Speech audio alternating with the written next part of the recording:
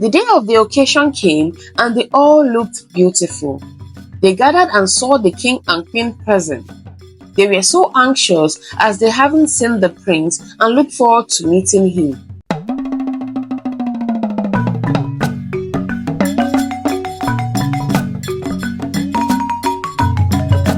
Long ago, in a kingdom rich in tradition, there lived a beautiful and peaceful set of people who learned to live and cohabit mutually amongst themselves. The culture and the tradition of the people of Okala Kingdom were so rich and has been passed down from generation to generation. In that kingdom lived a beautiful and blessed family of Okwara. They were a family blessed with 4 daughters. The head of the family, Paul Okwara, was a high chief and a council member. He had ties with royalties from long ago. Though he wasn't blessed with a son, he was blessed with daughters, one of which the prince of Akala Kingdom will have to pick as his bride at the appointed time. His daughters were easily the most beautiful in the land, with black ebony skin, and were mostly envied on account that they were specially selected for royalties. The Okwara girls have been groomed from tender age on how to be a good bride for the prince. They have all received education on required skill to be a good queen. Though the girls are well known, they are hardly seen in public or moving around because they are expected to maintain a good and worthy reputation. Their parents are very busy people who have accomplished so much for themselves and want the best for their daughters. Their first daughter, named Adora, is very beautiful and well reserved. She looks after her younger siblings and ensures they are carried along in their family endeavor. Their second daughter was named Chioma. She was the prettiest of them all, and she really loved to have the good life. She, unlike her sister, doesn't fancy being confined in one place, so once in a while, she sneaks out of the house and comes back usually late. The third daughter's name was Chiamaka. She was the least reserved one and would always be caught looking for trouble. She loved the carefree life and had mostly boys as her friends because she relates better with them. The fourth and the last daughter was called Ifoma. She is the baby of the house. She speaks so softly and was her parents' baby, as she was overly pampered and spoiled. The Okwara ladies are mostly surrounded by getmen and housekeepers because their parents are hardly home. The ladies were now all ripe for marriage and the prince was also ready to settle down. However, the prince still had to make a choice amongst one of them. But none of the girls had seen the prince, and if he was as handsome as they thought. Time passed and the king sent words to Mr. Paul Okwara that his son, the prince, will pick one of his daughters for a bride in a month's time. The king further decided to send a guard and a cook stroke help to the Okwara family to wait on his daughters and ensure the ladies did not stress themselves, but rather prepare themselves for the prince. So when the servants from the palace arrived, the Okwara family welcomed them and went on to show them what to do. The male servant, who worked as a cleaner, washerman, and cook, his name is Chidi, while the male servant, who tends to the gate and ensures the vehicles are clean, was called Obi. The Okwara girls had always fantasized what the prince looked like, and so they called on Chidi to tell them what the prince looked like.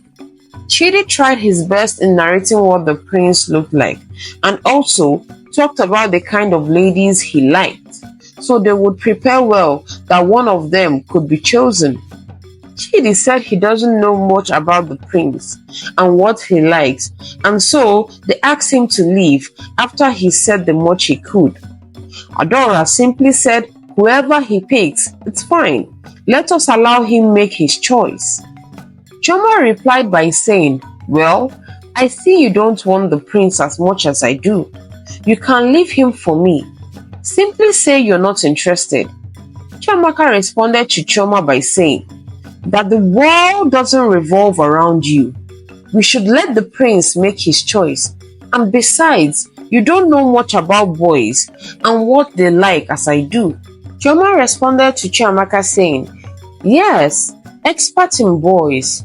I know you're a tomboy, but where has that gotten you? Have you ever dated any guy in your life? But you guys can be best of friends, right? Oh please, can you guys stop all this? Ifeoma the last born yelled. They faced her and told her to shut her trap. She got up and left, mumbling annoying words under her breath as Chioma tried chasing her to spank her. Adora got up and said, I truly wish you both the best. I already have a man I love so much and can't wait to spend the rest of my life with him. Chioma responded to Adora by saying, I also have a man, but he is for my pleasure and to pass time. When the prince is ready, I will definitely cut all ties with him. And she left for her room. The next day, Chioma beckoned on Chidi to have her clothes to be washed and then short breakfast is ready and on time. After Chidi had washed her clothes, he quietly brought her undies back to her and said he was sorry but he can't wash her undies. Chioma, visibly infuriated, asked Chidi, do you know who you're talking to? And she commanded him to go wash her undies.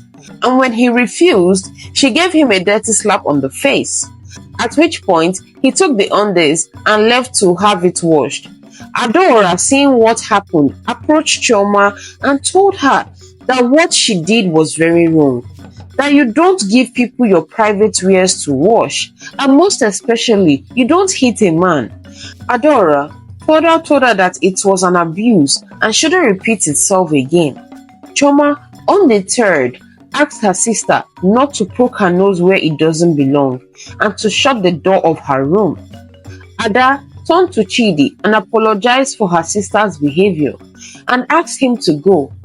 Before now, Chiamaka had made friends with Chidi and Obi and would be seen conversing with them most times as she enjoyed talking with guys better than ladies. Chidi would ask her why she dressed the way she did, and she would tell him that she feels comfortable in her simple clothing. He told her to stop dressing that way, that it hides all her good features, and that she should dress like a lady.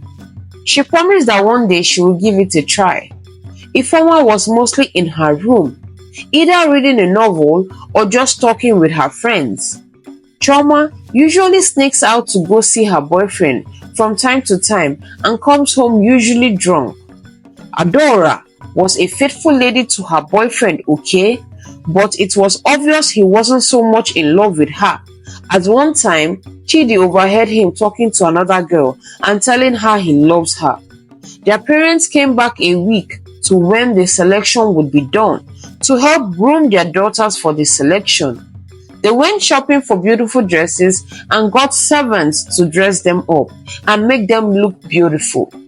Chidi and Obi had to go back to the palace to get ready to welcome the chosen bride. Everything was set for the day, and their parents told them that they noticed a little hostility between themselves and warned them that they shouldn't let the selection get between them, as they are one, but should rather help the chosen one to be a better version of herself, so she will be the best queen. The day of the occasion came and they all looked beautiful. They gathered and saw the king and queen present. They were so anxious as they haven't seen the prince and looked forward to meeting him. Not long, he was announced and Chidi came forward as the prince. They were all stunned and shocked to see him addressed as the prince, that they asked him how come he is dressed in royal regalia. He smiled and walked up to them. Chioma, already looking at him, already knew she had lost out on the account of how she treated him. He walked up to them, and looking at all of them, he walked up to Chiamaka and said he found a wonderful sister in her and would ensure she gets a very good man who would appreciate her for who she is. He walked up to Chioma with a grin on his face, told her he hopes she changes her behavior and learns to treat people well, He walked up to Ifeoma and said, "Keep being you, baby of the house." And she smiled. He walked up to Adora and held her by the hand and said, "She is the one he wants." The crowd cheered and they walked to the king to receive their blessings, and they both tied the knot. Katie could tell that Adora's mind was far, and she struggled and kept it together till the occasion was over. At night time, she asked why he chose her. He said she possessed all he needs in a wife. Adora asked him why he had to disguise himself to come into their home. He said that he was against the arranged marriage, that you can't judge a good person by mere looks, you judge based on their character. Adora then said, "You know I was in a serious relationship, right?" He said he knows, but was she aware that he was a cheat? She was shocked, and he narrated what he overheard him say to a young lady. She started crying and asked, "Can men be trusted?" Chidi consoled her and said, he knows he isn't perfect, but will try to be the best husband for her. She replied to him saying she hopes she can love him one day. He replied saying he was ready to be patient and strive to win her heart. From there on, they kept trying to know each other better and worked on making their union work. Later, they visited home and Chioma was still upset that she wasn't picked ahead of her sister. Ada walked up to her sister and said, "Let us not allow this get between us, and let us keep our bond as sisters." Chioma got up and then hugged her sister and said, "You deserve the best, and you got it." They talked about her new life as a queen, and Chidi kept to his promise and linked Chiamaka with a very good friend of his, and they both hit it off well. Chisom decided to accept the marital proposal from her boyfriend, and they started preparations for marriage celebration, and the bond of the Okwara sisters from there on became stronger, and they lived happily. The end. The lessons to be learned from this story is never look down on anyone, as you do not know who is who. Do not leave your children to be trained by themselves.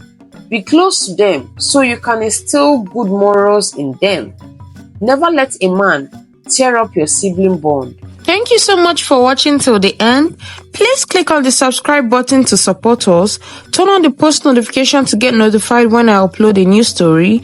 Like, share, and comment your thoughts. Till then, bye.